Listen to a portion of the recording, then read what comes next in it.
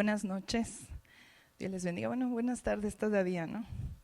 Y nos dan las 9 y sigue la luz del sol, ¿no, pastor? Pero bueno, Dios les bendiga a todos. Yo espero que la presencia de Dios, su gloria, está ahí en tu casa, contigo, como lo está aquí en este lugar. Y bueno, en esta tarde, noche, el Señor me ha regalado un breve pensamiento, muy sencillo, acerca de una conversación que Jesús tuvo con un hombre que al menos yo me identifico con él. No sé si alguien más. Ya conforme vayas escuchando, tú me dirás si tú también te identificas con este hombre.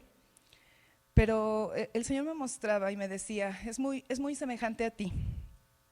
¿Por qué semejante a mí, Señor? Y me decía, porque él sabe demasiado, es una persona que sabe demasiado como para enseñarle más, pero es bastante ignorante en las cuestiones del reino. Señor, no me digas que así es como me miras. Sí, así te miro, me dijo el Señor. Y no sé si te identifiques con esas características.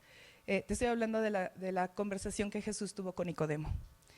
Entonces, me voy a basar en los versículos 14 y 15 del capítulo 3 de Juan, que dice así: y como Moisés levantó la serpiente en el desierto, así es necesario que el Hijo del Hombre sea levantado, para que todo aquel que en él cree no se pierda, mas tenga vida eterna. La conversación que Jesús tuvo con Nicodemo es una conversación bastante profunda y es una base de una amplia aspecto de nuestra doctrina cristiana, porque el Señor le explicó a Nicodemo de maneras profundas acerca de lo que es la salvación del alma en este pasaje, pero específicamente acerca de esta historia. El Señor me llevó a estudiar el trasfondo. El Señor me hacía una pregunta cuando estaba leyendo este pasaje. Él me preguntó, ¿cómo es que Moisés levantó la serpiente en el desierto? Pues bueno, conozco la historia, Señor, pero no sé, dímelo tú. Y te voy a invitar a que revises conmigo el trasfondo histórico de esta parte de la conversación de Jesús con Nicodemo. El capítulo 21 del libro de Números tiene la narración a la que Jesús hizo alusión en este pasaje. Tiene, a partir del versículo 4 al versículo 9, dice así: Después partieron del monte de Hor, camino del Mar Rojo, para rodear la tierra de Edom, y se desanimó el pueblo por el camino. Y habló el pueblo contra Dios y contra Moisés: ¿Por qué nos hiciste subir de Egipto para que muramos en este desierto? Pues no hay pan ni agua, y nuestra alma tiene fastidio de este pan tan liviano. Y Jehová envió entre el pueblo serpientes ardientes que mordían al pueblo, y murió mucho pueblo de Israel. Entonces el pueblo vino a Moisés y dijo: hemos pecado por haber hablado contra Jehová y contra ti. Ruega a Jehová que quite de nosotros estas serpientes. Y Moisés oró por el pueblo. Y Jehová dijo a Moisés: hazte una serpiente ardiente y ponla sobre una asta, y cualquiera que fuere mordido y mirare a ella, vivirá. Y Moisés hizo una serpiente de bronce y la puso sobre un asta, y cuando alguna serpiente mordía a alguno, miraba a la serpiente de bronce y vivía. Esta es la historia a la que Jesús hace alusión en estos dos versículos con los que inicié. Y vamos a analizar un poco esta historia, ¿sí? Después regresamos a la conversación de Jesús con Nicodemo. Mira, analiza conmigo algo importante. Dice el versículo 4 que el pueblo de Israel partió del monte de Hor, camino del Mar Rojo, para rodear la tierra de Edom. ¿Por qué venían de ahí? ¿Por qué venían de Hor? Porque en Hor es el monte donde fallece Aarón. Y Dios le había hecho una transición, pasar las vestiduras sacerdotales de Aarón a Eleazar su hijo, y después de eso, bueno, Aarón ya no bajó, se quedó en ese monte, ahí murió.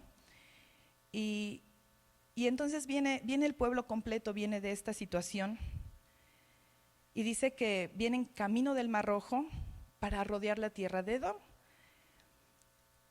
Y de pronto sucede algo, dice que se desanimó el pueblo por el camino. En el Tanaj se escribe de esta manera y dice, se desanimó el espíritu del pueblo por causa del camino. ¿Por qué se habrá desanimado por causa del camino? Bueno, porque este es un camino que ellos ya conocían perfectamente. Este que describe así, venir del monte de Or, camino hacia el Mar Rojo para rodear la tierra de Edom, el monte de Seir, que es la tierra de Edom, y ellos la conocían. Es como cuando te pasa a ti un déjà vu, esa parte de, esto yo ya lo he vivido, ¿no? Y de pronto ellos, este pueblo, años atrás, se habían parado en esa parte del camino, ahí se habían detenido, cuando se desanimaron o se desalentaron de las primeras veces. De hecho tenían 40 días de haber salido de Egipto, y se desanimaron porque llegaron los espías con malas noticias, 10 de ellos, diciendo, oh no, la tierra que Dios quiere que conquistemos es enorme, se traga a los moradores, no podemos, hay gigantes, y están muy bien amuralladas las ciudades, no vamos a poder. Y entonces todo el pueblo se paraliza, y el Señor les había dicho, conquisten. No, Señor, es que mira, los espías están diciendo que no podemos, que no es posible. Y bueno, la historia la conoces, esas primeras historias del pueblo de Israel en medio del desierto. El Señor se molesta, le dice, ok, perfecto, diles que no, entonces los voy a regresar al desierto y ahí los voy a entretener un rato. No, sí podemos, el Señor está con nosotros, no, diles que ya no, ahora no. No, sí, claro que sí, vamos a ir y vamos a derrotar, tenemos fuerza, el Señor está con nosotros. No, Moisés, diles que no. Y el pueblo lo intenta y el pueblo sale derrotado. Por esa terrible y muy mala costumbre que tenemos los seres humanos de no escuchar a Dios, ¿no? Esa terrible costumbre de oírlo tarde y después deducir lo que queremos y seguir haciendo lo que queremos. O sea, además de que Dios les estaba dando indicaciones muy específicas, pero no escucharon. Entonces dice Deuteronomio 2,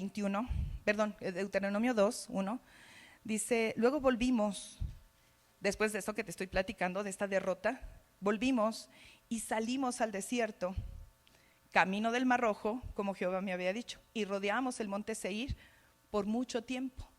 Entonces estuvieron dándole vueltas al monte de Seir, por mucho tiempo.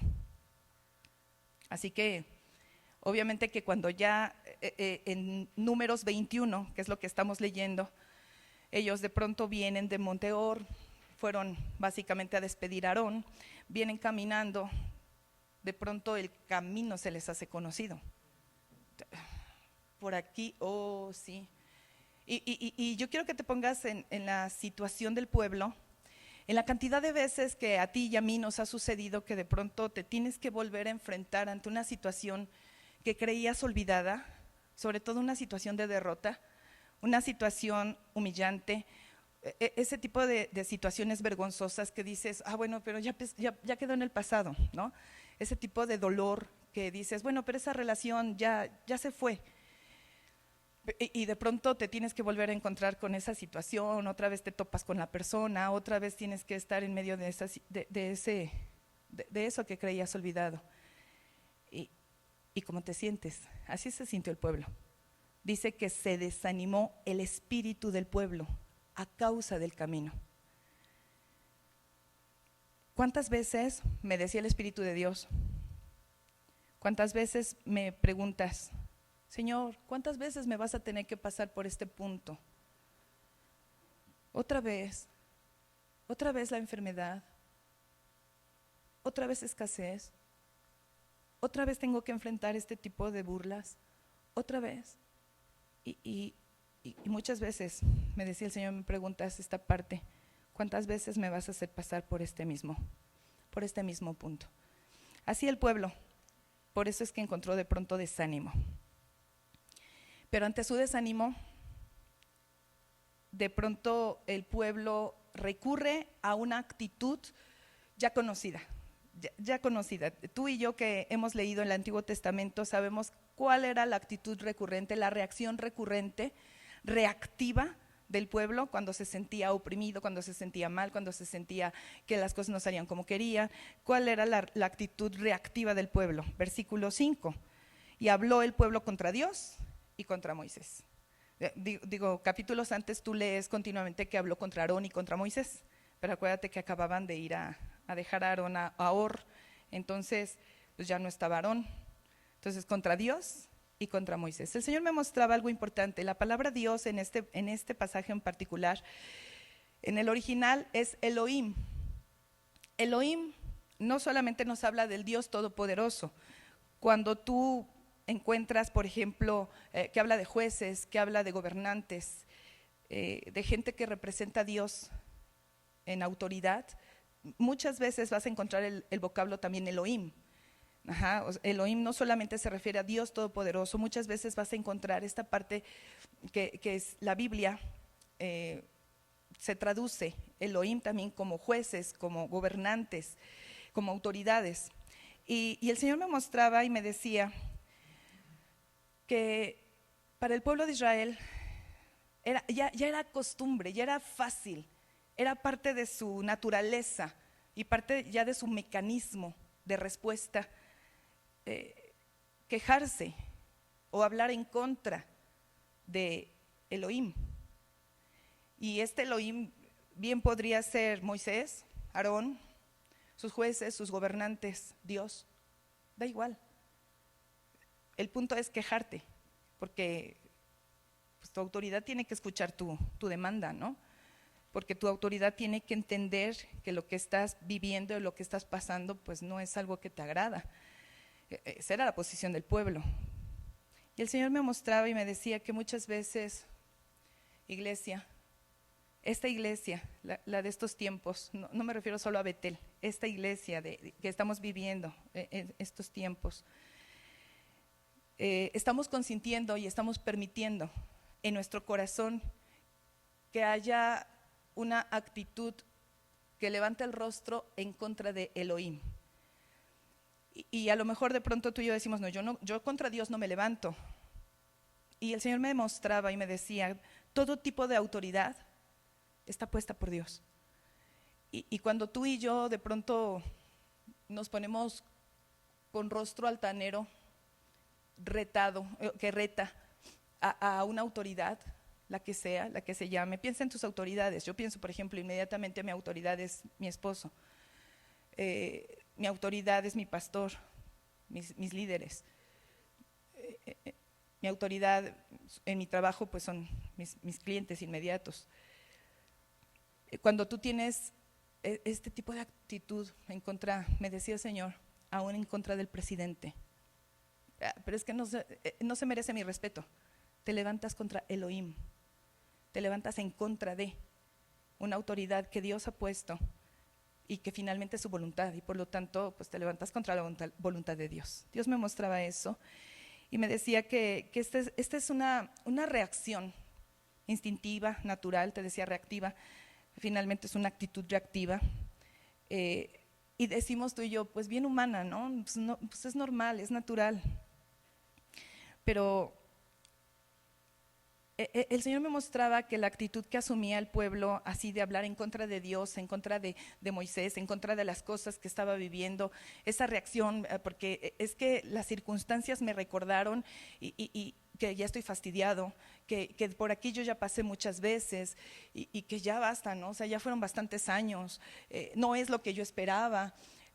Ay, bueno, es que estoy bastante desanimado, bastante desalentado, me siento abrumado, y todo este tipo de reacciones. El Señor me mostraba que de pronto es como, dice la Escritura, que cuando llegaron calamidades a la vida de Job, Job no le adjudicó despropósito alguno al Señor. Y el Señor me decía, pero el pueblo sí, el pueblo de Israel, con esta actitud, lo que estaba haciendo era adjudicar despropósitos. ¿Qué es despropósito? Tú lees en el diccionario y el término dice hecho inoportuno, falto de sentido o inconveniente, ¿no? A tu criterio, que dices esto no me conviene, esto no tiene sentido, esto llegó de una manera inoportuna, no, esto me fastidia porque no le hallo sentido, y es a lo que le llamarías despropósito. Pero el Señor me mostraba que de una manera más espiritual, el despropósito tiene que ver con que en mi mente, en mi corazón, yo considere que Dios seguramente se perdió dentro de los propósitos que tenía para mí. Que de pronto diga, a ver, espera, como que todo aquello que ya me prometiste, como que yo veo que ya se te olvidó, ¿no? Porque, mira, pues me sigues dirigiendo hacia acá, ya llegamos de nuevo al monte Seir, otra vez le estamos dando vuelta, no le hallo sentido a lo que estás haciendo, pero además creo que más bien lo que tú pretendes es como cansarme o no sé, ¿qué sucede, Señor? ¿Qué pasa contigo? ¿Qué pasa con tu corazón?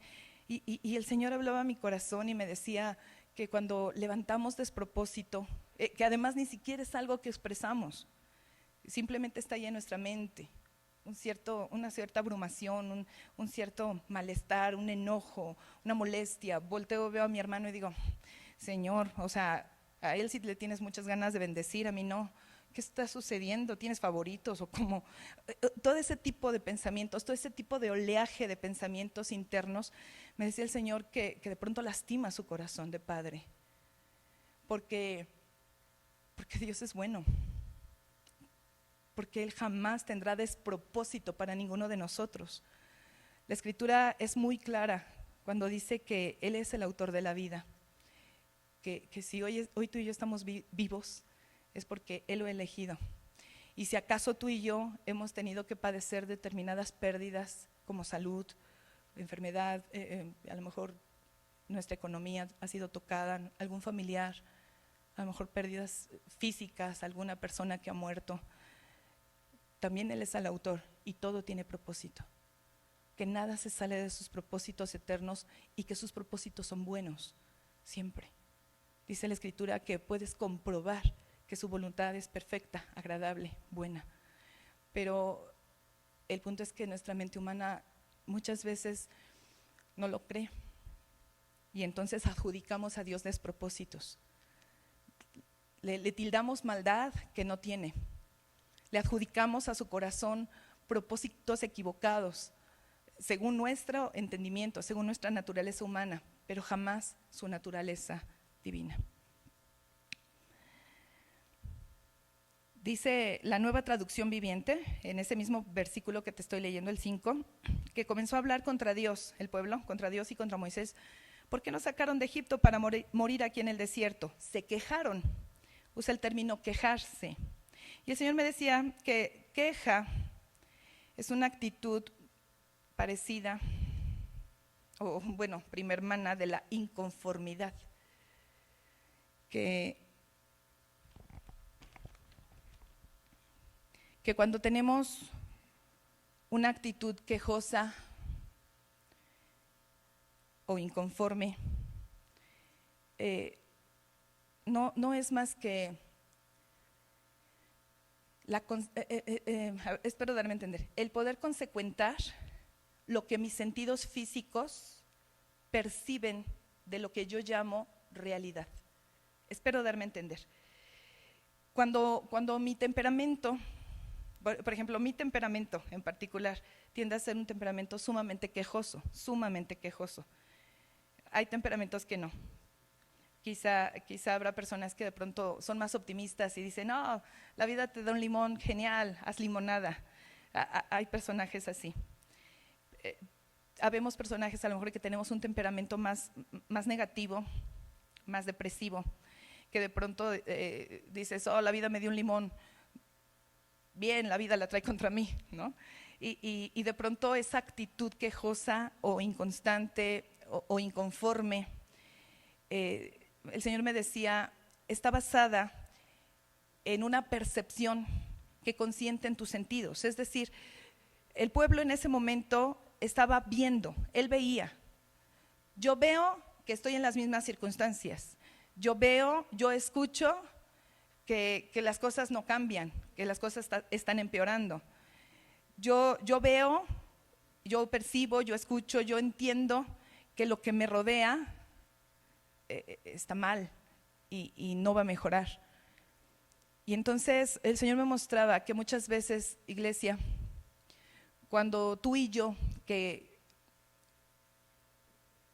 decimos tener fe en Cristo, que expresamos tener confianza en el Señor, nos dejamos llevar por lo que vemos, ¿verdad? Yo veo que las circunstancias se están complicando, yo veo que las cosas no están mejorando, yo percibo, yo escucho, yo veo. Entonces es cuando nuestro corazón, nuestro espíritu se llena de queja y de inconformidad, independientemente de tu temperamento. Digo, yo te decía hace un momento, hay temperamentos que a lo mejor son los primeros en abrumarse, pero esto que te estoy hablando no es más que una línea de andar en la carne, una línea de permitir que tus sentidos sean los que gobiernen tu alma, que finalmente lo que yo termino decidiendo qué es correcto, qué es incorrecto, qué permito, qué no permito, está basado en lo que mi alma ha determinado a causa de lo que veo, a causa de lo que siento, a causa de lo que me rodea, y decimos muchos, de mi realidad.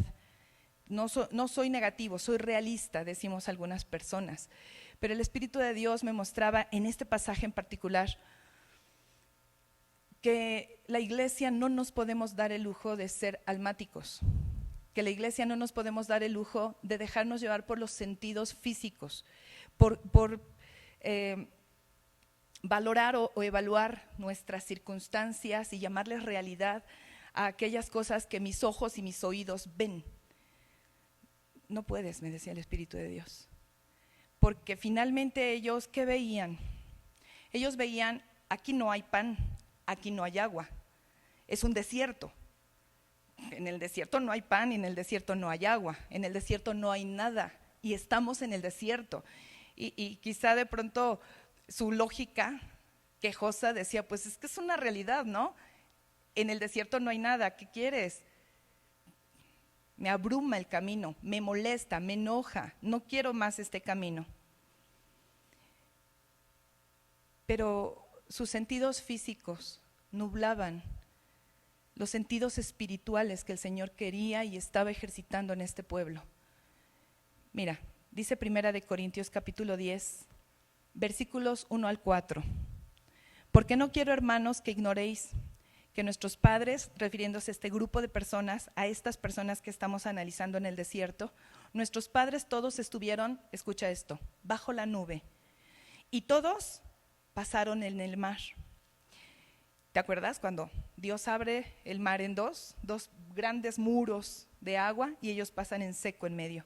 Y todos en Moisés fueron bautizados en la nube y en el mar. Y todos, sin excepción, todos comieron el mismo alimento espiritual, refiriéndose al maná. Y todos bebieron la misma bebida espiritual, porque bebían de la roca espiritual que los seguía, y la roca era Cristo. ¿Y qué sucedió? Que sus sentidos espirituales se apagaron. De pronto ahí estaba la gloriosa presencia de Dios sustentando a todo un grupo de gente, miles de personas, millones. A través de pan, dice el Salmo 78, versículos 23 al 25, sin embargo mandó a las nubes de arriba, es decir, no estas que alcanzas a ver, no las nubes que tú ves aquí, las superficiales, no, las de arriba. Y abrió las puertas del cielo e hizo llover sobre ellos maná para que comiesen. Y les dio trigo de los cielos, pan de nobles comió el hombre, pan de nobles, o sea, pan que se come en el cielo. Descendió a la tierra y este grupo de personas que estaban en el desierto, que ellos decían, está abandonado, no hay nada, aquí no hay nada, no hay agua, no hay pan. Este grupo de personas pudo literalmente tomar ese pan que había llovido, llevarlo a su boca y saciar su cuerpo.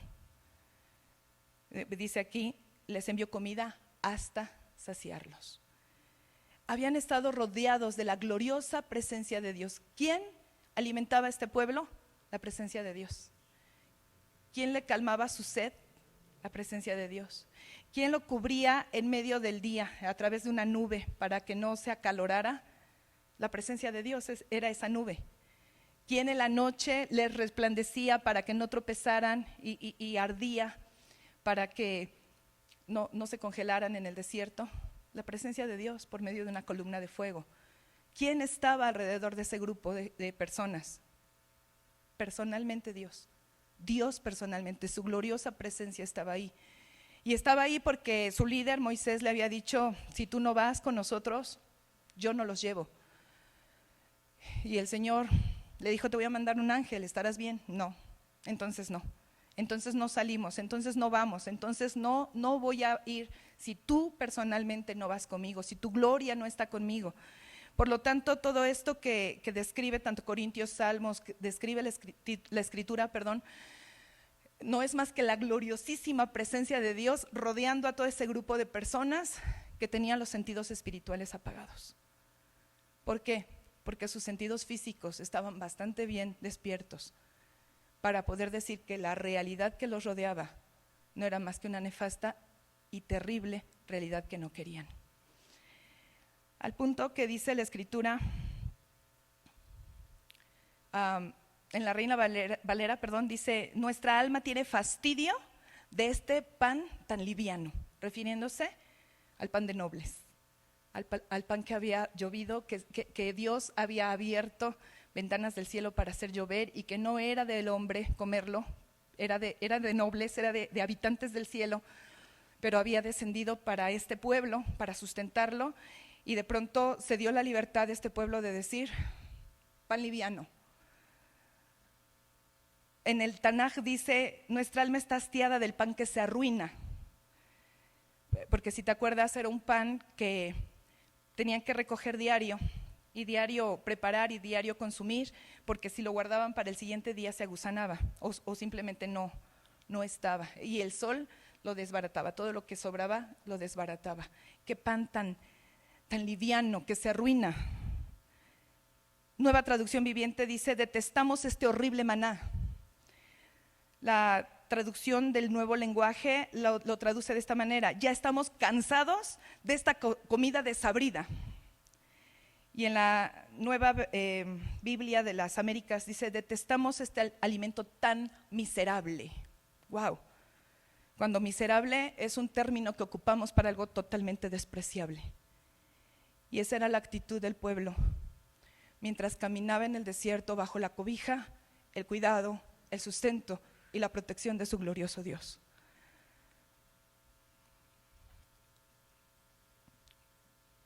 El Espíritu de Dios me decía no muy diferente a lo que escucho en las conversaciones internas e íntimas dentro de su hogar. Conversaciones que se levantan en contra de Elohim, de hastío, de inconformidad, de molestia. Ese sábado 30 de mayo el Señor aquí nos dijo, ustedes son una casa habitable y a partir de hoy mi presencia habita entre ustedes. ¿Cuál era el problema del pueblo? El Señor me dijo, su visión era el problema. No veían, andaban como si no me vieran, caminaban como si yo no existiera, se daban la libertad de negociar entre ellos como si mis principios no hubieran sido dados a su corazón. Se daban la libertad de dar ciertas expresiones, conversaciones, negociaciones, sin temor a mi nombre. Ese era el problema del pueblo. Para ellos no existía yo, ni la gloriosa presencia. Me mostraba el Señor. Isaías 43:22 dice, y no me invocaste a mí, oh Jacob, sino que de mí te cansaste, oh Israel. ¿Te imaginas lo que sería fastidiarse de la gloria de Dios? ellos se fastidiaron.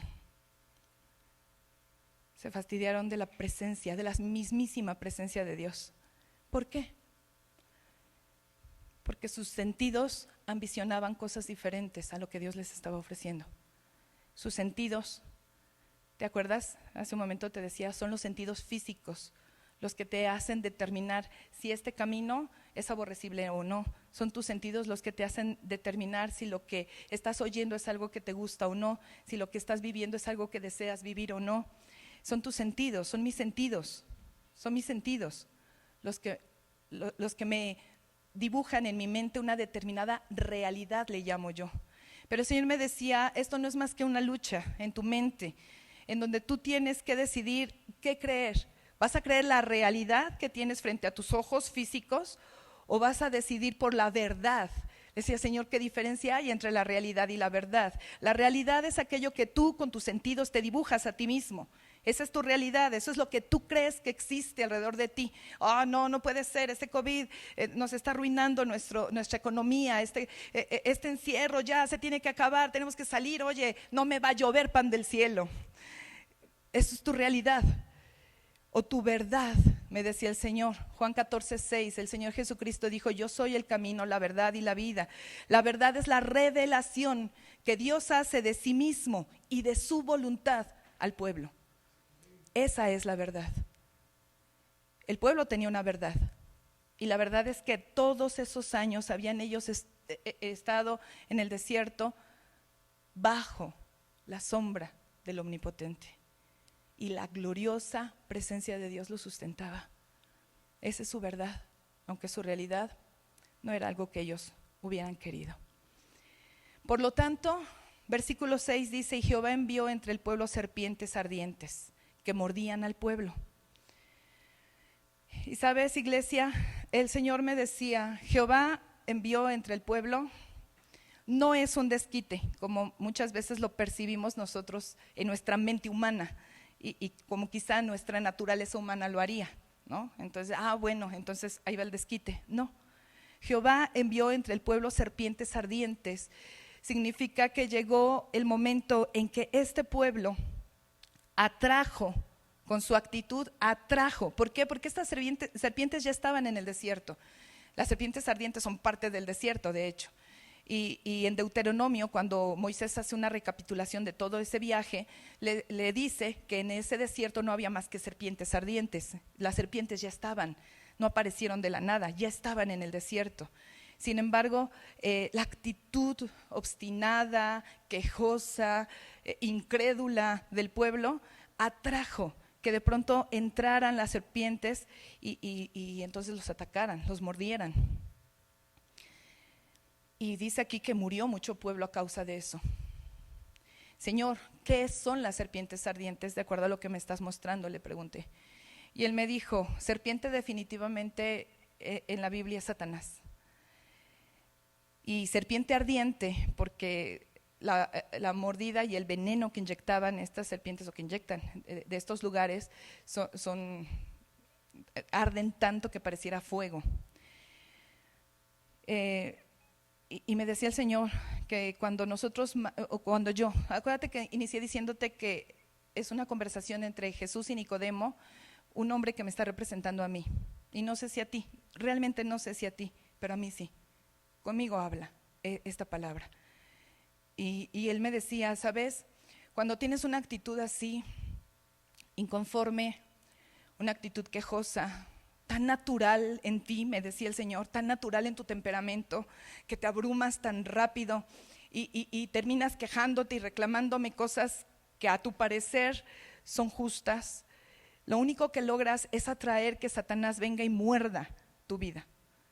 Señor, ¿pero qué significa eso? Me decía él, el pecado de la duda, el pecado de la incredulidad, el pecado de la rebelión, el pecado de la soberbia, el pecado de la envidia. Es decir, él me mostraba este cuadro y me decía, la inconformidad le da paso a la tentación de dudar, de no creer, de estar en contra de Dios, de ser soberbio, de llenarte de envidia. Esto no lo digo yo, lo dice la Escritura. Mira, 2 Corintios 1, capítulo 11, versículo 3. Dice, pero temo que como la serpiente con su astucia, aquí está la mordida, engañó a Eva. Engañó a Eva. Le metió una idea que no era correcta, le inyectó un pensamiento en contra de Dios y le metió incluso un concepto de Dios equivocado, totalmente equivocado. Esa fue la forma en que simbólicamente Satanás muerde a Eva, ¿no? Así como con astucia engañó a Eva, sigue diciendo aquí, vuestros sentidos, ¿te acuerdas? Son tus sentidos los que te dan una percepción de tu realidad. Vuestros sentidos sean de alguna manera extraviados de la sincera fidelidad a Cristo.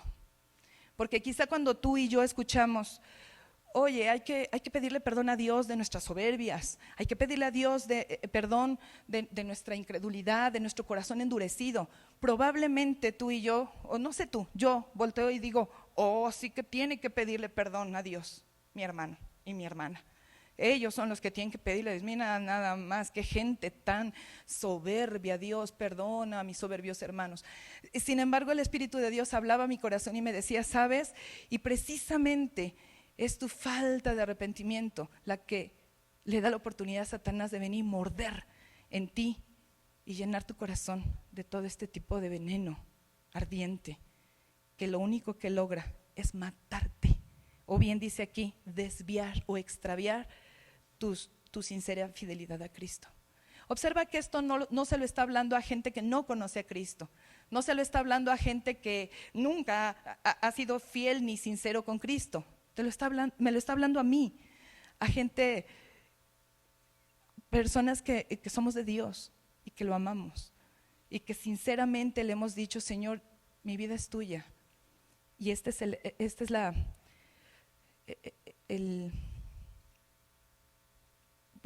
el peligro que corremos dentro de este extravío que a veces no permitimos que el Señor trabaje en nuestra mente y en nuestro corazón. Dice el versículo 7, entonces el pueblo vino a Moisés. Y el Señor me mostraba 3 pasos para salir de esas circunstancias. 3 pasos, porque yo me he enredado en esas circunstancias y yo he permitido que Satanás muerda mi corazón y muerda mi mente. Y he permitido que Satanás siembre dudas, yo he permitido que Satanás siembre mi soberbia, yo lo he permitido, pero también he estado del lado de donde Dios me ha rescatado. Y te lo voy a compartir. Número 1, reconocimiento. Dice, hemos pecado por haber hablado contra Jehová y contra ti, le dijeron a Moisés. Número 1, reconocimiento, arrepentimiento. Definitivamente el tener que reconocer todo esto que te estoy platicando, que tú puedas decir, oye, yo también soy así. Oye, me he permitido, me he dado la oportunidad, le he dado oportunidad al diablo para que me derrote. Lo he permitido. Señor, ya no más. He hablado en contra de tus siervos, o he hablado en contra del presidente, he hablado en contra de las circunstancias. He reclamado a Dios en mi corazón acerca de lo que estoy viviendo. Número 1, reconocimiento. Entonces el pueblo vino a Moisés y dijo, hemos pecado por haber hablado contra Jehová y contra ti. Número 2, humillación delante del Señor. Ruega a Jehová que quite de nosotros estas serpientes. Y Moisés oró por el pueblo. Ruega a Jehová, nos habla de un corazón totalmente humillado, quebrantado, dependiente del Señor. Porque dependencia de Dios es lo que recientemente el Señor nos ha estado trabajando y nos quiere llevar a ello, a una dependencia menos de mí y más de Él. Él va minando nuestros propios recursos y nuestras propias fuerzas y aquellas cosas de las que tú y yo somos tan confiados, ¿no? Nos sentimos tan confiados en nuestra carisma, en nuestras capacidades, en mi capacidad de negociación, en mi inteligencia, en mi capacitación, en lo que yo soy, en lo que yo tengo. Sí, Dios, gracias por darme esto, pero soy tan bendecido por ti. Y dice el Señor, ya no más. Todo eso es basura, deséchalo. Depende de Dios. Ruega a Jehová que quite de nosotros estas serpientes. Es la conciencia plena de que es el Señor el que tiene control de todas las cosas. Número 3, y mira.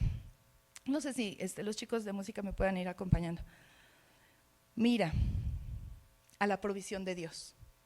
Dice el versículo 8, Jehová dijo a Moisés, hazte una serpiente ardiente y ponla sobre un asta, y cualquiera que fuere mordido y mirare a ella, vivirá.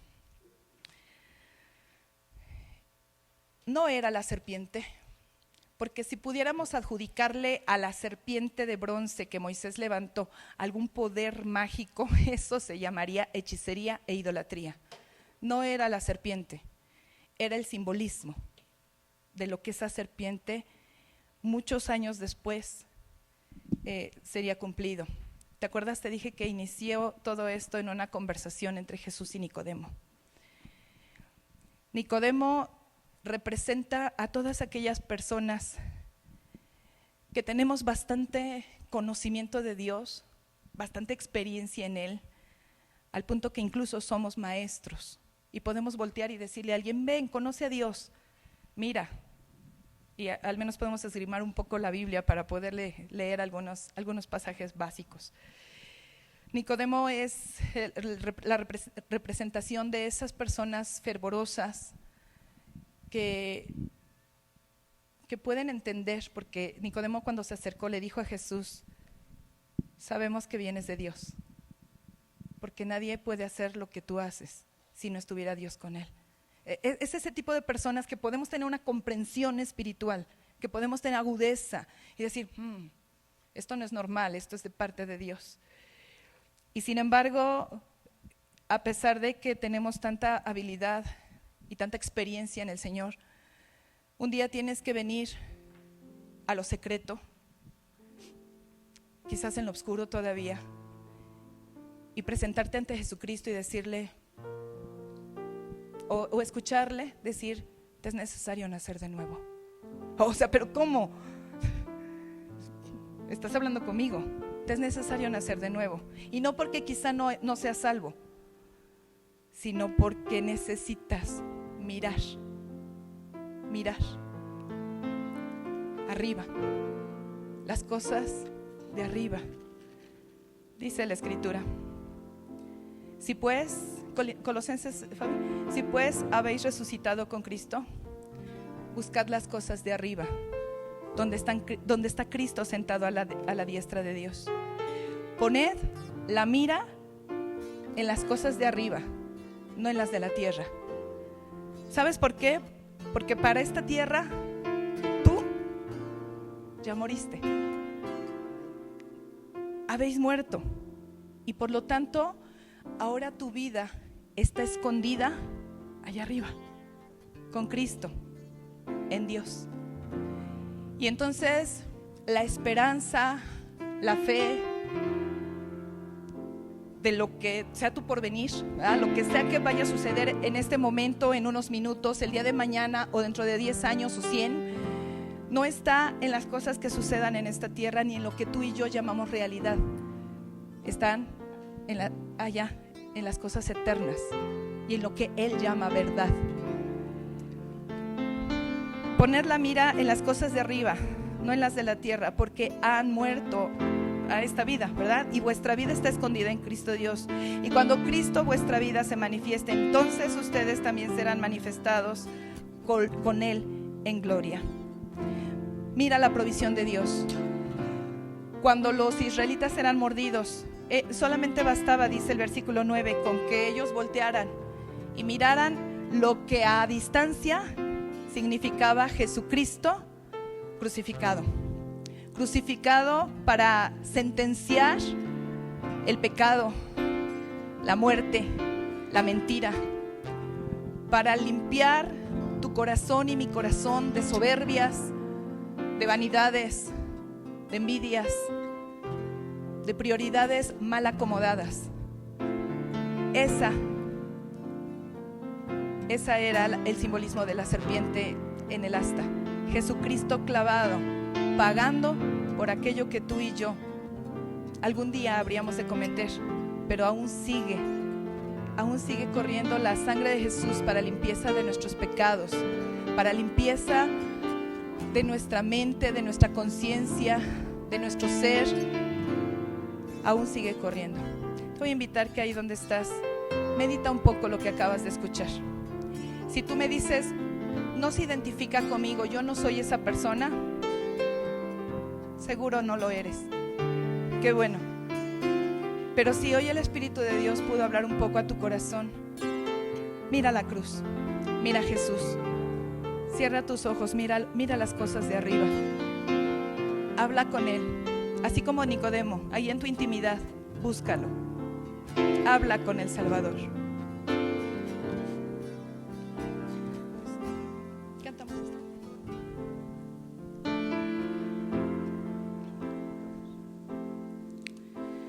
Estás aquí, su Espíritu de Dios, hay convicción, contigo quiero hablar. Estás aquí, Espíritu de Dios, hay convicción. Quiero estar en tu presencia, me rindo. Haz lo que quieras, en tu presencia me rindo. Haz lo que quieras, en tu presencia me rindo.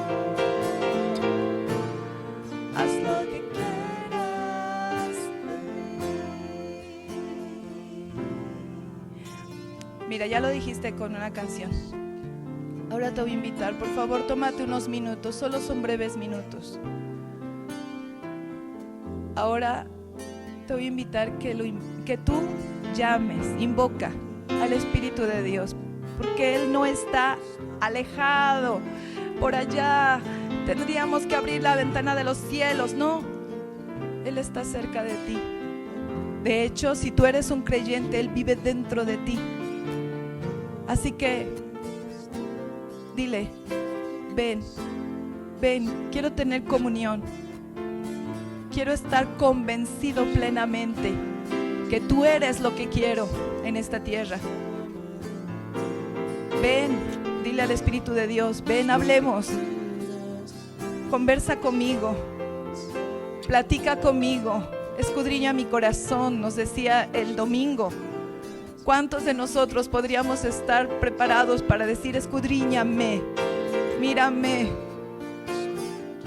Pero díselo esta tarde. ¿Hay algo en mí de todo esto que acabo de escuchar que puede identificarme? Y deja que sea el Espíritu Santo quien hable, ya no yo. Deja que sea el Espíritu de Dios quien te diga, mira, está esta área, está esta reacción, está este pensamiento, tienes esta motivación, aquí está escondido, es tan humano, que para ti es tan natural, que crees que es parte de ti, pero ya no más. Mira la cruz, mira la cruz. No mires tu realidad, no mires tus circunstancias, no mires aquello que te va a llenar de inconformidad. Mira la cruz, mira a Jesús derramando su sangre para limpiar tus pecados. Y sabes, no son solo aquellos pecados que de inicio, cuando recién te conocí, te entregué, es toda mi maldad. Todo lo que pudiera estar escondido en mi mente, en mi corazón, todo aquello que me aleja de ti, todo aquello que me aleja de tu corazón, todo aquello que de pronto me hace abrumarme tanto que pierdo de vista tu presencia, tu gloria, tu Espíritu Santo.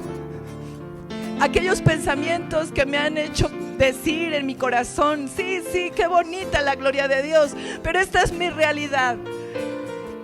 Esa realidad que me ha abrumado y que después dejó que Satanás me prensara en pensamientos que me llevaron en contra de ti. pero tu sangre sigue fluyendo. Tu sangre sigue tan vasta, tan amplia, tan pura, para sanar nuestros corazones, para limpiar nuestros pecados, para sanar nuestras heridas, nuestros dolores, para liberarnos de la muerte y del pecado. Aquí está delante de ti tu pueblo.